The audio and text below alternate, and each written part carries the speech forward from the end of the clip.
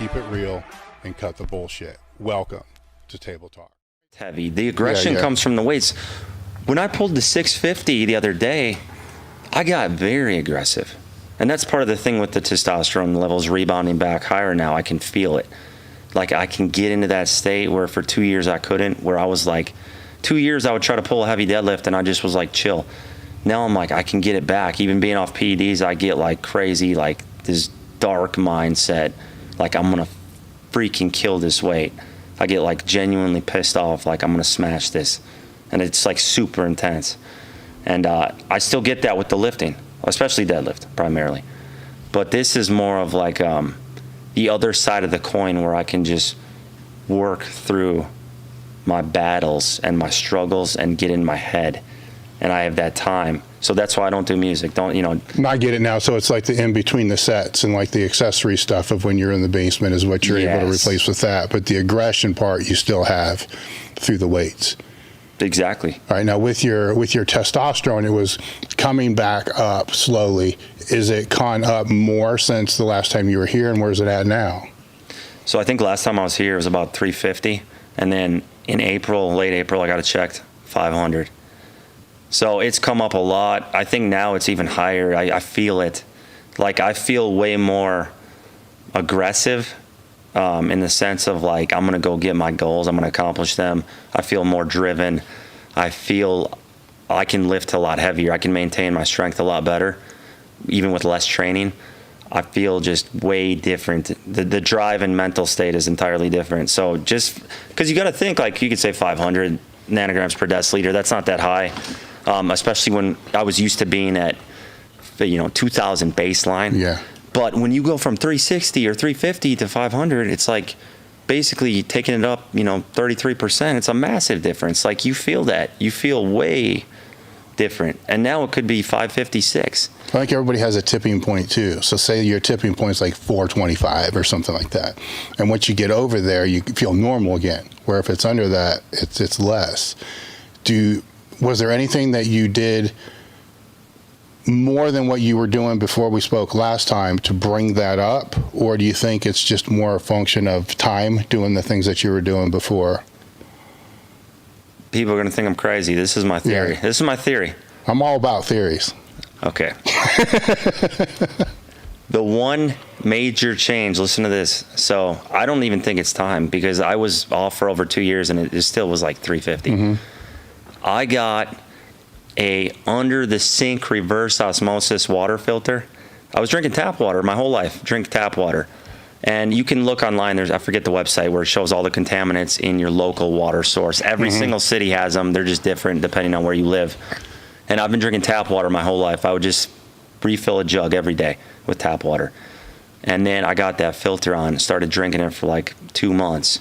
And the test levels shot way up. All my hormones improved, my thyroid function. So I think there was a lot of hormone disruptors in the water system, a lot of chemicals and stuff in the tap water that I was drinking. I think that was suppressing all my hormones. And there's no other changes though? Not really. That's the one I can think of. You could potentially say maybe cardiovascular exercise had something to do with it, like losing body fat, leaning down. That could be another. Maybe. Those are the only two theories. Yeah. Nothing else changed. So it's either partially, I think, the hormone disruptors in the water system going to that, as well as maybe leaning down, having less body fat to where your body's more functioning more effectively. Those are the two changes. And it was in April that you had it done last, right? Yeah, so I also weighed then like probably at least 10 pounds heavier than now. When are you going to get pulled again? Probably a week or two. Merrick's going to write out another panel. So. Okay. I'm really interested to see where it will go now. I'm feeling even better than back then. So I think it's close to upper 5, 6, which would be back to a good optimal range, so I'm very happy with it. What about the other blood markers that you track? Insanely good. Like, it was shocking. This is where I was like, okay, cardio, there's something to this. Because my whole life I'd been very off-put by cardio. I didn't want to do that. Because cardio and losing weight and all that, it makes you weaker. Why would I want that when I'm trying to be as strong as possible? I wanted higher blood pressure, and like that's what makes you strong. So I never did it. I hated it, but I saw the changes on this panel, and it was insane. I mean, I had the lowest fasting insulin level I've like ever seen. It was 2.3, which is like your insulin sensitivity is stupid at that point. You can't get any lower. It couldn't possibly. A1C was down to like 4.9 from 5.2. Glucose was 80 fasted. Like insulin sensitivity was crazy. My apolipoprotein B was 80-ish. I think it was 80, which now I was talking earlier with Sheena, and like LDL and HDL, they say is kind of obsolete. They say that does not accurately predict your heart disease risk and all that. It's apolipoprotein B. That's what you got to get checked. That's the most important cardiovascular metric biomarker for your chance of heart disease and heart attack. And that was really good. And I'm trying to think, C-reactive protein barely registered at all. It was like 0.2. There's like no inflammation at all, no systemic inflammation. Now LDL, even if it's not what it once was thought to be, that went down like 30 points to 105, and genetically it's higher for me. Everything improved. So there was nothing negatively that was impacted with the cardio when it was introduced? No, you could say maybe cardiovascular exercise can lower hematocrit a little bit and that sort of thing. I don't remember the exact mechanism for that. So I've started supplementing like iron. My hematocrit was like 39.5, which is trash.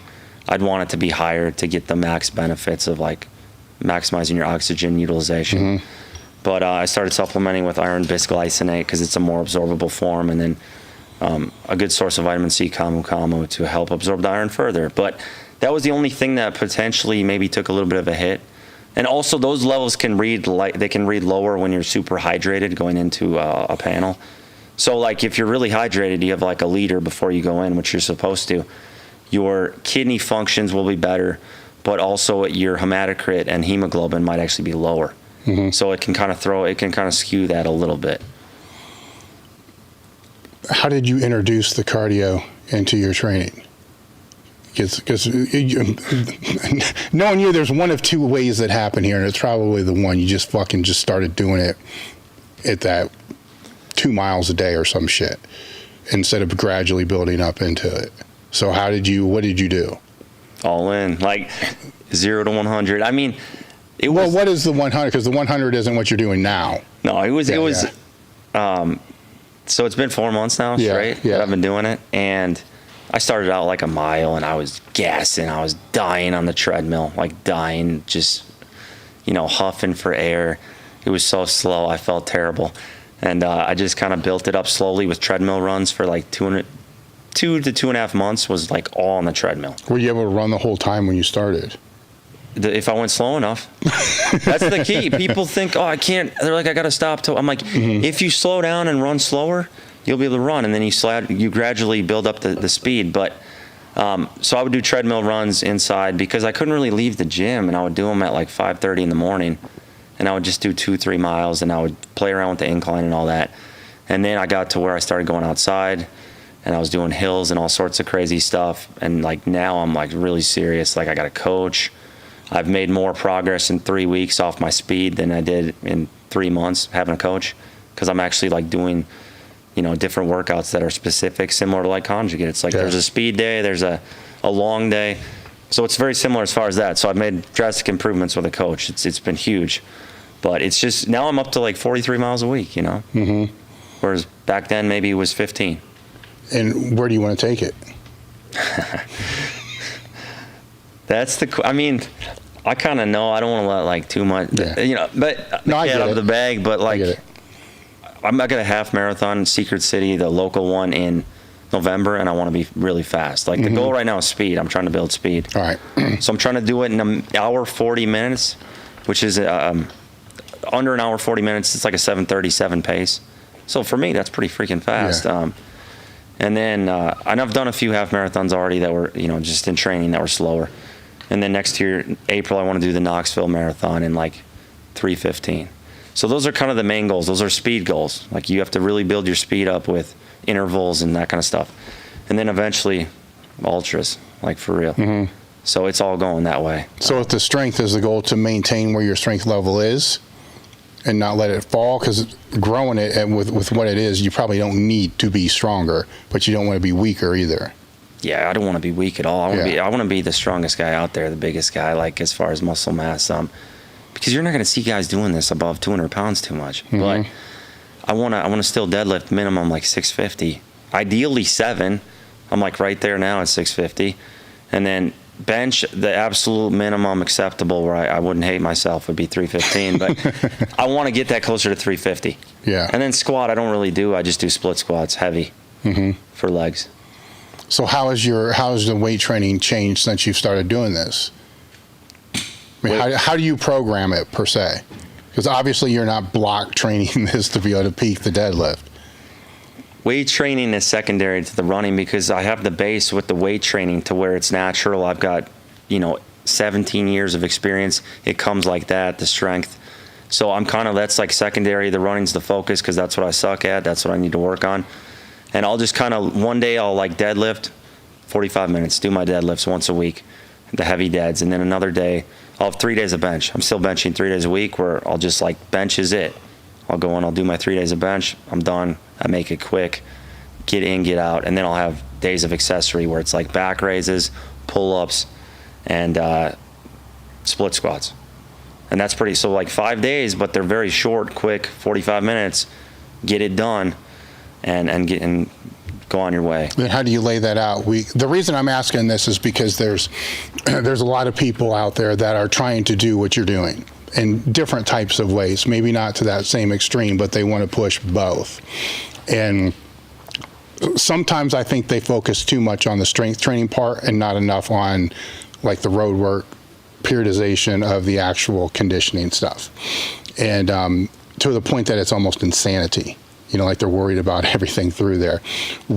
So as that base progresses over time, if you're getting closer to a race, are your repetitions in the gym going to go higher?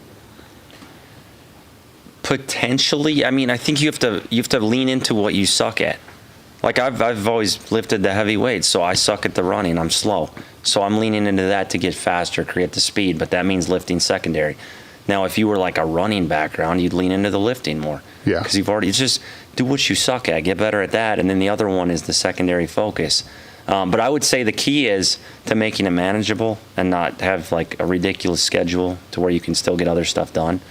Is just being efficient with your sessions where you can do 5 days a week of lifting, but it's got to be quick. Get in, get out. Not long rest times, not a ton of warming up. Prioritize certain exercises. Like for me, that's bench and deadlift, and then split squats. It's like those are the priorities. I'm going to knock them out. So you have to cut back on the number of exercises, but pick the few that you are going to maintain your physique with, maintain your strength, and want to build on. Maybe 5 exercises. That's all you're going to do, and you're just going to lean into those, and then maybe do like 1 a day or 2. So it's like I've picked out bench, deadlift, split squats, back extensions, and then pull-ups. That's it. It's like those are what I do. I don't do anything else. Got it. And I just hammer them, and I still try to get them stronger, but it's got to be quick. No, I guess so. You're basing it all on that strength aspect, and instead of trying to figure out which movements are going to have the better correspondence to your running. Yeah, I don't care about that. Okay, that's where I was getting at. So they're completely two worlds that you're not going to let the strength world fuck up the other world. No, it's. I don't lift for my running benefits. Screw that. Like I want to be strong. Like that doesn't change. I don't care being off PEDs. I don't care about being lighter. You still want to be strong. That never goes away. We talked about that's the intensity outlet. That's where the aggression comes out. I need it. So I'm still lifting heavy, like as heavy for me at the time now.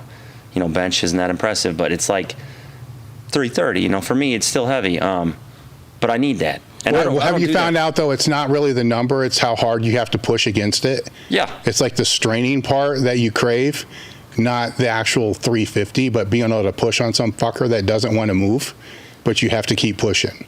Oh, exactly. And I think, too, that's the intensity part. Yeah. Like, if I'm lifting lightweight, I don't have to get jacked up. But I put 650 on the bar now. It's like I got to get in a state. And I love that state because that's the basement state. So it's still there. It's a different context, but it's still there. Yeah. And the thing is, who doesn't want to be, I think especially in our line, if I'm going to do this, why wouldn't I want to be the most muscular, lean, strongest guy out there. I don't want to be a weak, small runner. Like I want to be impressive. I want to be the strongest. I want to still have strength. I want to have it all. Like Nick Bear or something. Like he's very impressive physique. Like that's what I want. I don't want to be just this small, weak guy. Like no. So the lifting has to be there. I need it. But it's all based around strength. There's nothing I'm thinking about in terms of physique or in terms of enhancing my running. It's just like I'm still going to try to be as strong as possible because that's the core of who I am. That's the passion. Well, I think that's the part that never goes away too. No. You know, so it's as we spoke before, we've been around meatheads our entire life, and there's a certain thing that happens, you know, if you're like 5 feet away from the lift that you're getting ready to do. You know, it's like you're on this fucking stage that you crave, you know, to be on, and you think about all the time, even when you're not there. But then when you're there, everything else kind of goes away, and it's just that, and you can't replicate that. Yeah. What took me a long time to realize, the bar weight doesn't matter. It's the strain it's you thinking you might not be able to do it for that split second that makes you think, what the fuck did I just say to myself? That, right? That thing. And then those 5 yards, man, they're beautiful. You know, then that goes away. I don't know where you replace. That's why I was asking with the running earlier, like, how do you replace that? You know, you don't. No. You just keep it in. It gives me goosebumps to think about, because it's even like, and this is what I didn't have for like 2 years when I came off PEDs. This element of it was gone. That's what screwed with me, because I couldn't get that aggression. I couldn't get that feeling. Like my levels were so jacked up and low where I was like, I can't get this feeling. Now it's back, and I'm like, oh my gosh, I've missed this.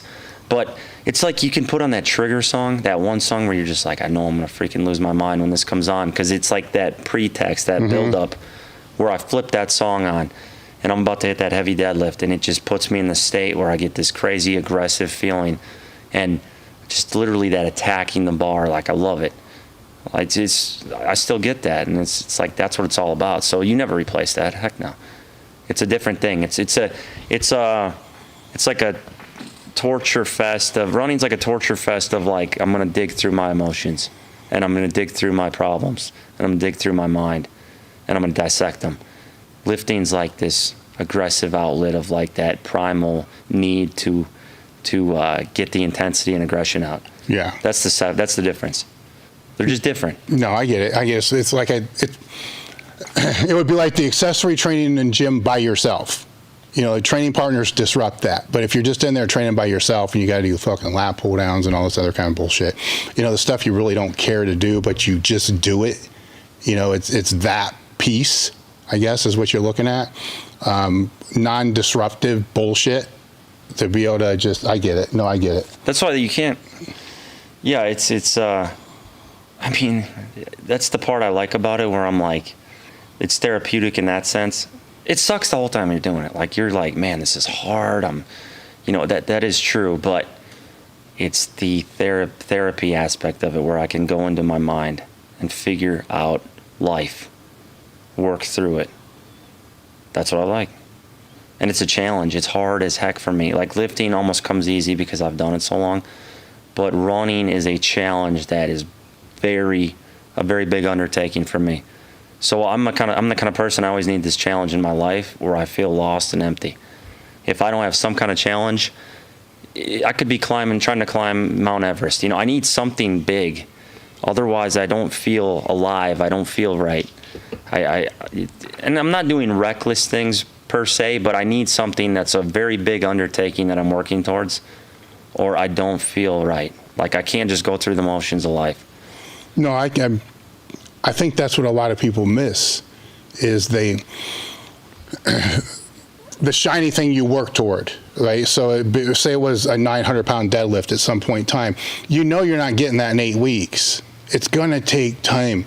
You know, so what you were talking about you want to do, you know that's going to take time. And that's like 12 fucking months away, which means now you got to think, how's this next month going to lay into this month and then this month? And I shouldn't do this shit now because it will definitely fuck up that next month, which means I'm not going to be able to do this in 12 months.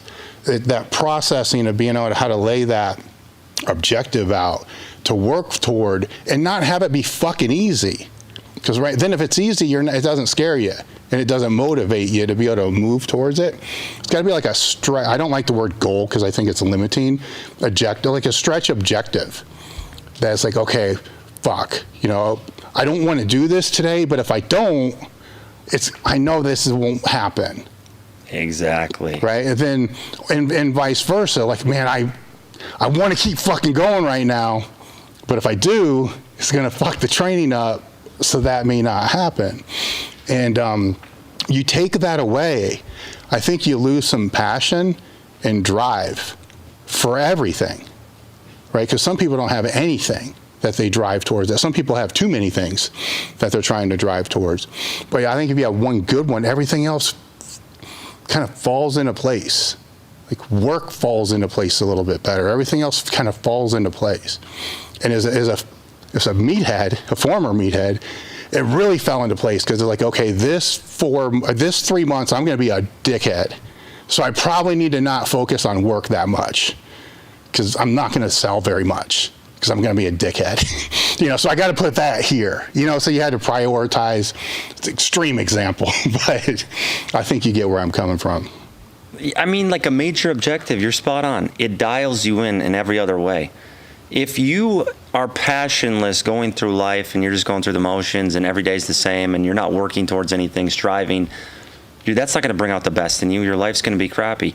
But when you're working towards a major pursuit, everything else becomes honed in, razor sharp. It's like it dials you in. You get more out of everything else. So I think everybody needs that. I don't care what it is. It could be the weights, and that's what a lot of people are going to relate to. That's what we relate to. 900-pound deadlift. It could be a crazy bench. You got to have something. Everybody at some point needs a major undertaking that they're after. Otherwise, life just becomes dull and meaningless and passionless, and everything suffers because of it. I think a secondary thing that happens because of that is whatever that is that you're pushing for takes time. Hours per day or whatever it's going to be. And then when that takes a fairly decent chunk of time, the rest of your day has to be managed better. So now you have less idle time, right? So the more idle time that I've found, the more idle time people have, or even the more idle time that I have, you know, if I finish a project early, the worse my life gets. Because you're just sitting around fucking scrolling through shit, and then it's like, what the fuck? And now you're depressed, now you're upset, now you're mad all the time. Like, why am I mad all the time? Well, because I'm not fucking doing anything. So that you see, so when you have those things and it's like, okay, fuck, I got to run today, I got to train today, I got to get this done today, you know, then you got like 3 hours left at the very end. If you get everything done, you're not fucking off. Idle time is destructive. That's the thing. You're 100% right. Like, I don't have idle time to screw around as much when I have all these other things going on. I've got the gym, I've got to train clients, I've got to answer all these emails, I've got to put up a video for the day, I've got to go run for an hour, I've got to lift for an hour. I have to spend time with my daughter, I have to find time in there. So like when I put her down for a nap, that's when I head out the door. That means I'm running in the peak heat of day. It sucks. But it's like, that's when I have to do it. That's when I have to get it done. And I'm okay with that. But it dials you in. You have to have everything like on this tight schedule. Lifting, you don't mess around. You're just kind of quicker, you know, rest times in between, all that sort of stuff. So I agree that idle time is where people get into trouble. That's where they fall into bad habits, whether it's like, you know, it could be drugs, drinking, whatever. It could be, you know, watching porn all day, that kind of stuff. That's when it happens, when they have too much idle time. So you're going to be more productive. Your life is going to be better when you're dialed in. Yeah, so with those that I've seen, with that, it spreads. Idle time spreads fast, like the fucking flu. It spreads like a virus. Productive time opens very slow. It's very hard to add more productive time. So that's what people have to watch with the idle time, is if they get a little bit, it's like, thank God I got a couple hours of free time. It's good, but be careful, right? Because it's very easy for that the next time around to become 3, 4. It spreads, boom, like that. Where when what's the saying go? If you want to get something done, ask somebody who's busy as fuck, and they'll get it done. Because they don't have time to fuck around. It's like, okay, yeah, I said I'm going to do this. Give it to me. Give it to me. Let me fucking do this right now. Let me get this done so I can go about my other stuff. Or somebody with too much fucking idle time is like, oh yeah, I'll just get to that later. But idle time too, that's what makes people depressed. It's like you said, you're scrolling through everything. You have all this time to, and it's not like productive thinking. Like if I'm running, I feel like it's productive thoughts. It's like a productive dissection of my life. But when it's idle time, it's an unproductive dissecting of your time. Like I'm getting deja vu thinking about this because it's just one of those things where it's like there's productive thought processes and unproductive. And in idle time, you're just messing around. You're passive. Your brain is almost shut off to where you're like, oh, this guy's got it better than me or something like that. It's not this deep therapy. It's a great point, man. It's really hard to have depressing and negative thoughts while you're active. So while you're running, while you're doing cardio, while you're training, while you're moving, it's really hard to be depressed. When you're not moving, it's a lot easier. Yeah, I mean, I completely agree with that. It's different. So I try to, you want to eliminate a lot of that. And, I mean, I kind of want to segue into something real quick. Yeah. Because this is, it's pretty recent, obviously. So, I posted about it, obviously. My dog, I had to put her down on Monday. And I kind of want to get into it just because of the life lessons I feel like I've already learned from that experience. And it kind of ties into this to where we adopted her when she was 2 years old from the shelter, pit mix. She was the saddest dog at the shelter, basically. So my wife was, of course, like, you got to get that one. And I lived alone at the time we were dating, and the dog was for me. She's like, you got to get that one. It's the saddest one, needs the most love. And there were like 10 dogs at the shelter. 2/3 of them were pit mixes, and she was one of them. So I got her. I've had her for 6.5 years. She was 8.5. And basically, Friday she hadn't been eating as much, and I kind of attributed it to the warmer weather. I was like, okay, it's warming up outside. That's pretty normal for appetite to decrease. She was starting to get thin. I took her into the vet. They did blood work, whatever, on Friday. Wasn't going to get back till Monday. And she was still really energetic. There were no other sides. She was great, acting like herself, playing, wagging her tail, drinking all the water, but she just wasn't eating as much. And then Saturday, I got home, pulled into the driveway, and she didn't look around the corner like she normally does, barking on the balcony. And I thought, that's really weird. That's not good. And I went out there, piece of ham, held it in front of her, wouldn't touch it, turned her head. Then I knew, I'm like, something's way off. So I knew I couldn't wait till Monday for the blood work. I was like, I got to figure out what's going on right now. And this is about 8:30 at night, Saturday night. Everything's closed. I'm like, we're going to drive to Knoxville, go to the animal hospital. And, we went to the animal hospital. I was like, opened a animal vet credit line. Like, I just didn't even care. I'm like, I'll spend whatever. Let's get this done. Let's get this figured out. And they did x-rays. I was thinking maybe there's a ball in her stomach kind of lodged in. We'll get surgery, open it up. Even if it's $4,000, whatever, I'll do it. They come back. They're like, okay, she's got a very enlarged heart. So she's got a very significant heart murmur too. Could be heartworms, but I knew it wasn't that. They had already tested her for that. It wasn't that at the vet. But they did it again, to see. And nothing, so they did blood work. And the blood work they got back right away because it's like an ER for animals. And as soon as the lady walked in, she didn't have to say anything. I knew. I knew. And I just said, let's see it, hand me it. Because I know how to interpret blood work pretty well. And actually, dog blood work is almost the exact same as humans. Really strange, right? It's almost the exact same. It's the same stuff. The reference ranges are the same. So she didn't even have to tell me. I was looking at it, and I just my heart sank. Dude, it just dropped into my stomach because I knew looking at it, that was it. Kidney failure complete, end stage, done. You're done. That's why she deteriorated so fast from Friday to Saturday. And to put this into perspective, a normal human creatinine, will be maybe 1.2. Hers was 12. Her BUN, it might get 20, 25. Hers was 150. Complete kidneys are shot. Normal hematocrit for us, 45, Hers was 23. Platelets were 0. Everything was shutting down. And I just knew. I like burst into tears. I was like, this is it. It's over. I knew it. And I came in that day, or going to the animal hospital. I'm like thinking like, we'll be able to fix it, whatever. I wasn't expecting that at all, as far as her like being on her deathbed. So they asked me like, do you want to put her down now or whatever? And I'm like, no, I'm not ready. I wasn't even planning for this. I'm going to take her home. Took her home for 2 nights, slept on the floor right next to her, like didn't leave her side. All she would do was sleep. Wasn't really eating or drinking at that point. Just completely, and she didn't seem like she was suffering, but she just wasn't. You knew it was over. But I just needed that time to have that closure and have her people around and all that. And I knew Monday I had to do it. I'd take her in and put her down, and that was like one of the hardest things in my life, because it's like one of your best friends. We still have another dog, but she was like my dog from the beginning.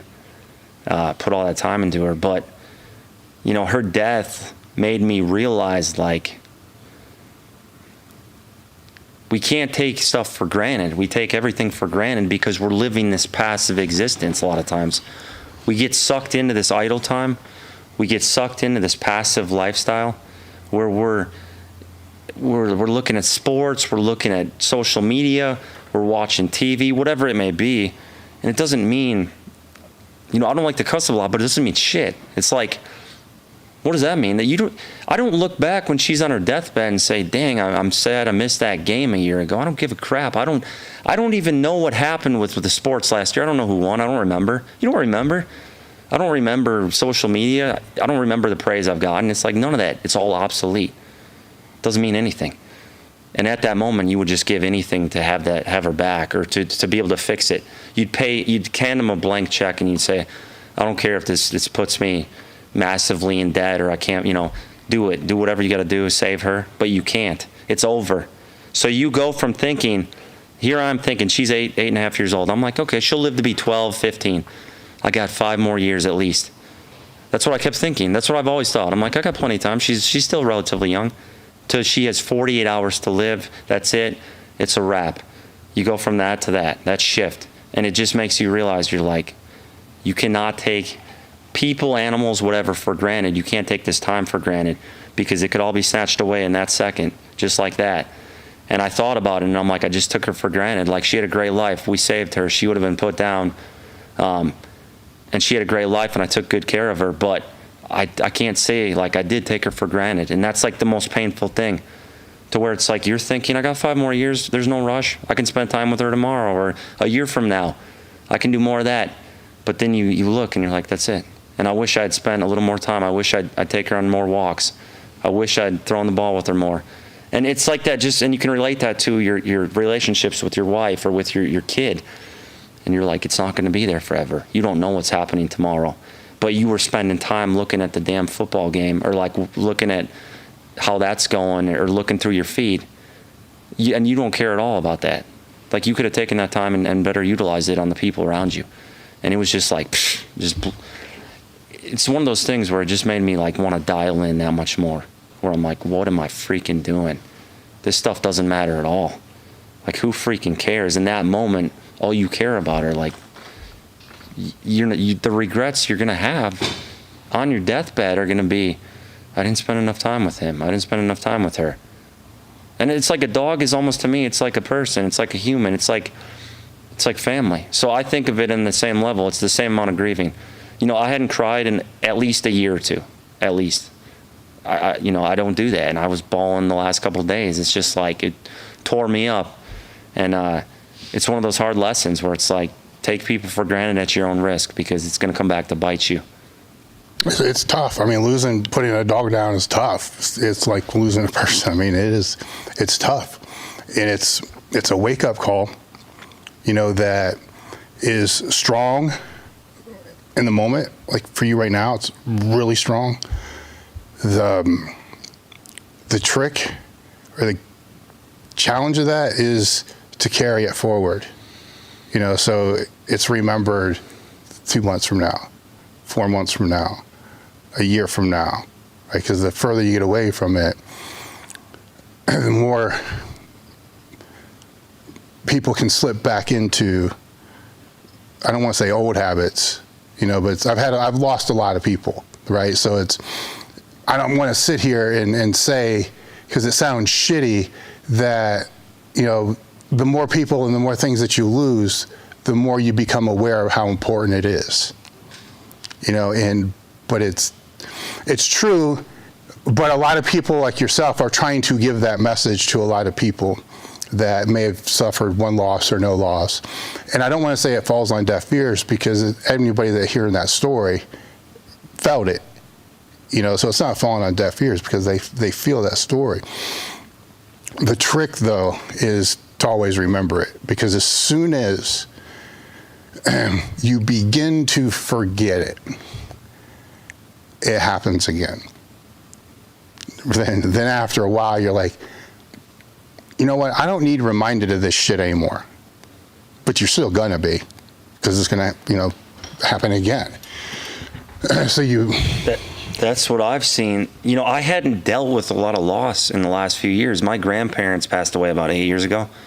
So for the last 8 years, there was not, there were lifters around me, which always got to me. Like, obviously, when you see a fellow lifter who you've come up with pass, especially at a young age, it hits home. And what that did for me, I did channel those, every one of them. Every time there's a death in the industry, I channel it, because I say, this is why I need to take care of my health. This is why I'm doing the cardio. This is why I'm doing this stuff to change my lifestyle. That I do take it. I don't let any of them go for nothing. Like and it's not just for my, for that sake, but I try to take those messages and like really internalize it and use it for good. Because I feel like we should be more aware of our health and stuff. So, but I hadn't had to directly deal with loss. My grandparents 8 years ago, that was it. So this was like the first time, and it was that reminder that you said. Like, I couldn't have necessarily felt that without directly feeling it. I wouldn't have known, like, if someone had told me that. But now it's like this thing where you want to hang on to it. You want to hang on to it to use it to be better moving forward. That's the difference. Like, I want to not forget. I want to not take people for granted. I want to not waste my time on stuff that I'll look back on, not even think twice about. That's the take-home message. And I feel like being more aware of death is good. Like, the more aware we are of our own demise, eventually that's going to happen, the better we live our life. When we don't think about death, and we think everything's good and we're going to live forever, and we don't confront it, that's when we make mistakes. But when you're really dialed into, like, that's a distinct possibility and it's going to come for all of us, and people around us, our loved ones are going to die, we dial in. Yeah, I think it's being aware and dialing in to be able to live the best quality life you can is the important factor, right? Because you can live to 90 and have the last 10 years just be for shit because your health is terrible and all that. I'd rather live to be 80 but have all my health be really good, so I can so I can enjoy the quality of life that's in there. And that's where we get into things like the blood markers in your health and all these other things. And, obviously the younger you are, the more stupid we are. Not stupid, but the more risks we're going to take, because it's just part of it. I'll never look back and look at somebody that in their 20s or 30s that did stupid shit like I do and say, don't do that. I'll never be that person, because I did worse and I fucking loved it. I'm not going to sit here and lie. I loved it. I enjoyed it. But you can't get away with that shit as you get older and older, right? It's shit. Even like a pulled muscle when you're over 50 ain't like a pulled muscle when you're 30. It's still a pulled muscle, but fuck it, you're training the next day, no big deal. The next one, you're like, man, fuck. Like 2 weeks later, you do that when you're 70, hell, you might pull a muscle and go in the hospital, have it looked at, and find out you got fucking kidney disease and die, right? So keeping the important health markers in check. And I think everybody is a little different. I mean, there's main ones, but everybody's going to have some variance on where that is. And the more you move down the path and get older, you stop making excuses for the reasons why things are fucked up, right? It's easy to make the excuses when you're younger, because you know what, you can probably get away with it. I'm not a doctor. You can probably get away with it, but when you're fucking 45 and your blood pressure's through the roof, you can't say, no, this is awesome for fucking training. It's like, no, probably not. But the excuses, right? It's we all used them when we're younger, but when you start, when I hear them from people that are in their 50s, it's like, dude, man, did you seriously just say that? It's like, well, yeah, dude, this is awesome. I'm fucking bloated as fuck. I'm like, dude, you're fucking 57 years old. You're bloated as fuck. You're purple. This is not good. That's the thing. I mean, I did it too. I don't want to be a hypocrite and be like, guys, don't take roids. Like, I freaking took everything. I did it, So who am I to be like, oh, that's bad? I don't try to demonize them. I try to say there's a time to, I think I could have been more responsible and I might have gotten more out of them that way. But I don't want to demonize them and be like, I did it, but you guys can't. Like, but I do think there's a time to flip the switch and kind of be more about that, be more health conscious, because I was the same way. I'm like, blood pressure being up and all that kind of stuff, your cholesterol, all that, everything being out of whack. Like, you justify it. You did at the time. I did it. And now, it's time to get serious more so, because there's more to live for. And I'm not going to hit the weights. Even if I wanted, if I took the same drugs as before, I probably wouldn't hit those weights because I have a lot more wear and tear in my body. It's just something's going to get pulled, like you said. My back's going to act up and, stop the whole process. So these things aren't as much of an option, and that's part of it. But it's, and that's another thing, like going back to the dog, Lucy, like with the kidney failure, it's another thing. Take care of your kidneys. If there's nothing she could have done, it's not that. But your kidneys fail, it's game over. It's like you can get on dialysis for a while, but even so, you're not going to live that long. You might have 10 years or whatever, kidney transplant and all that. So you got to take care of these organs. They're very important. When the kidney starts shutting down, the heart shuts down.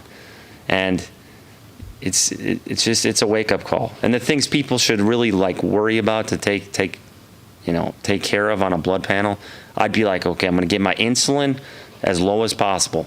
Insulin's an $11 test, guys. Nobody has an excuse not to check it. So you get your fasted insulin check, get it as low as possible, because the lower it is, the more insulin sensitive. That's what you want. Your body's better at processing glucose. You're in a good state. And then the other one I would check, apolipoprotein B, ApoB. That's going to show cardiovascular health, heart health. That's way more accurate than LDL and HDL. Way better predictor. You can also, if you want to kind of take it a step further, you can get into particle size with like an NMR profile to see the size of the LDL particles, where in LDL, if it's smaller, it's worse. Larger particles are actually better. And you can kind of break that down. But just check insulin, ApoB, keep those as low as you can, and then C-reactive protein to kind of show a systemic full body inflammation. Those three metrics, if you get those checked and try to keep them down, I can almost guarantee you're going to be in really, really good health, at like top tier health, just by keeping those three things low. Those are like the three ones where you keep them down, you're going to be in good shape. There's a point I want to make with the blood work that it's interesting, because I'm seeing it, play out as we speak right here, is, I get blood work done quarterly, and I get a full panel, then I get it's like a follow-up panel through Merrick. So there's the full panel, and I did all this even before Merrick. And when I think people hear others speak about blood work, you're into this, like you're way into it. You're into this deep. I mean, you're really into it. And there's other people that are really into it. And for some people, I think that intimidates them, because they think, man, I don't want to have to know all this shit. I'm on the other side of the coin. Like, I'm not into I know the important things. I'm not into all that fucking shit. I just know I get it done.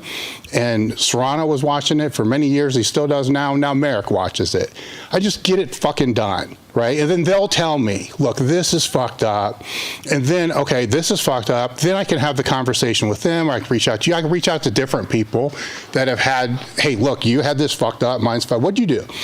And reach out to the medical professionals to tell. But on both sides of the coin, you're still getting the stuff checked.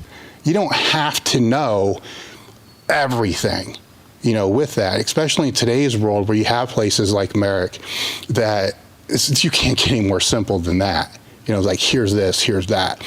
And if if they're on a super, super tight budget, you just get you get 2 labs. Yeah. Like my labs the other day, it's like the annual one. There's like 42 fucking, I mean, they drain an arm, you know, they got to go to the other one. It's like, oh God, we almost made it, you know, because I was joking with them when they were pulling it. And there's like 3 more vials that they had to pull, and there's like 30 of them or whatever. I'm like, man, I think we're going to make it. I think we're going to make it. And then it started, I'm like, fuck. You know, it was like 1 vial away. They had to go to the other arm. Almost. That's still a PR. I'll take a PR where I can take a PR. You know, almost all with the same one and then the other one. But I guess what I will say, if you're going to get labs done, it's always best to get them done. I think America uses LabCorp. It's some place where the people pull labs all day, and that's all they do. Because if you go to like the random doctor's office where the nurse pulls like twice a week, nah, fuck that. Yeah. I haven't had a bad experience with anybody, but I've always basically gone to LabCorp request. Oh, I've had a bunch. You've had some bad ones? They miss, you know, gosh. Or it's just like, oh, one time there was 7 tries. And I'm like, are you fucking kidding me? You know, and it's finally, and that was just for a couple draws. That wasn't for like this whole pyramid, you know, cigar box full of vials, which is the normal one. Yeah, see, everybody's got a bad blood draw story except me, apparently. But I know what you mean. Like, when I get the full year panel done, it's like you get like 12 vials pulled. So, and then I'll kind of get like other ones just to kind of check up on things every couple months. Yeah. It's just a maintenance type of, you know, so like some things don't need to be checked every single year. Obviously the ones that are off that you're trying to dial in. Yep. You know, for me, my D, it's weird. My D goes all over the place, and I supplement the shit out of it. So sometimes I'll use a brand of supplement that just sucks, and it's not good. Then when it drops, it takes forever for me to pull it back up again. Weird. I don't know why. You know, I can be supplemented and spend more time outside, and it still will not raise at the rate that I would like. It's like a year, you know, to get it to pull up. That's a tricky one for me. That kind of plays havoc. My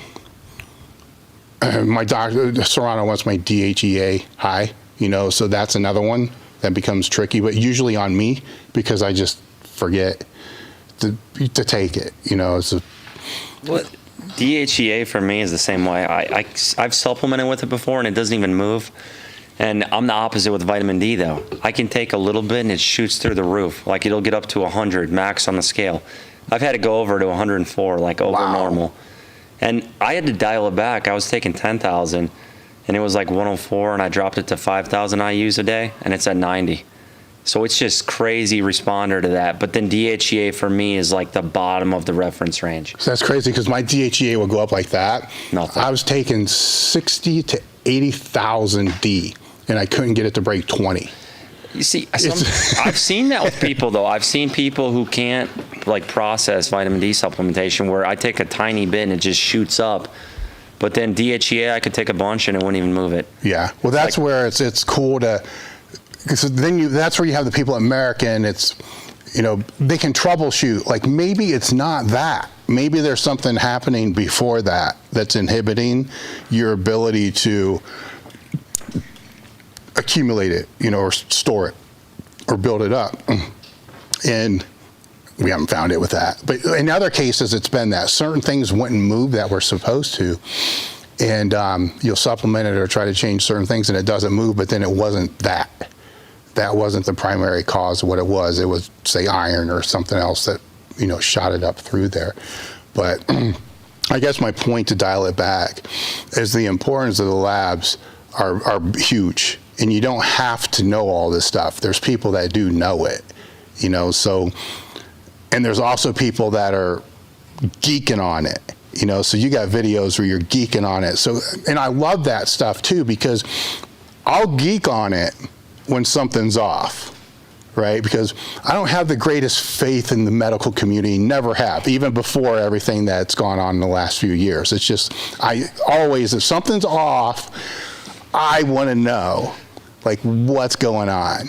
And then you find the videos where people are geeking on it, like, okay, cool, this, yeah, but it allows you to ask better questions. You know, when you do speak to healthcare professional to be able to help with those things. I think that's a big part of it. I don't trust some of my experiences with doctors over the years have been very subpar to where I'm like, I need to know this, because it's crazy sometimes when you go in and they don't even know what something is and you're like, know all about it. And it's just very interesting because it's very by the book still. And much of this is newer stuff that they're not up to date on. That's way more accurate. Like you go to the doctor's office, they're never going to check apolipoprotein B, even though it's a way bigger predictor of heart disease and heart attack risk than LDL and HDL, where the new research is like LDL and HDL aren't really telling us anything, but ApoB is, and they never even check it. Insulin, same thing, they never check it. And these are not expensive tests, so it's kind of, you need to be in command of your own health. You can't just go by your general practitioner, what they're going to tell you guys. So like, I would try to educate yourself as much as possible. 100%. And I think just the words alone, general practitioner is general. So they're going to have general knowledge and everything, so not a lot. I think on the other end, when you're dealing with specific, my brain, people that specialize in one area, say cardiologist, even that's a generalist, but so say electrophysiologist, so even deeper, with cardiologist. That's what they know. Then they know the general of the cardiology, but then you start to get outside of that world, they don't know a lot. And I would make the argument, I don't want them to know a lot. I want them to know a lot about what their specialty is. But in a lot of the cases that I've had, they'll give me advice on things that are outside their specialty that they don't know anything about, which would be like my specialty being, maximum strength development, and then me trying to give people advice on yoga.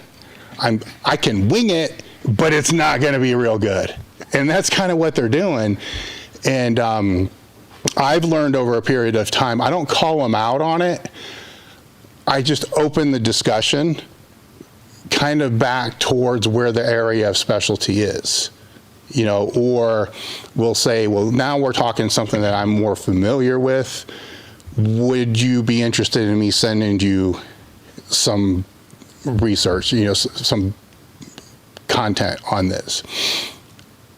The good ones will always say yes, right? Because it's almost like a check on there. And I get what they're doing, because most of their patients don't know anything at all, so they don't mean ill intent. They really, I don't care what anybody says about that, they really don't mean ill intent. It's just they're not super informed on that. But I think as patients sometimes we expect too much out of them. We expect the generalist to know everything, right? And we expect the specialist to also know everything instead of what they really do know. Right? I think you're right. It'd be like going to a generalist would be like going to a personal trainer for an advanced deadlift program for an all-time world record. Yeah, no, you're right. It's like if I was trying to educate people on how to be a better bodybuilder, I don't know what the heck I'm talking about. Or diet. Like, I know all about blood work, but diet, I don't know. So I tell people straight up, I'm like, I don't know about diet. I can't give you a diet advice or a nutrition program. But like strength development, blood work, that's up my alley. I know all that stuff. Like, I love that stuff. But bodybuilding and nutrition, no. But, so it is like, what's your specialty as far as that?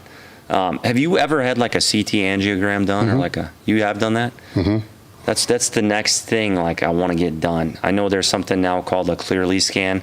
It's like $1,000, and I'd have to drive to Lexington from Knoxville, so a little over 2 hours, but it would show like the actual plaque buildup and all that. And I wanted to get that checked out. No, I've had every heart test that you could possibly imagine I've had.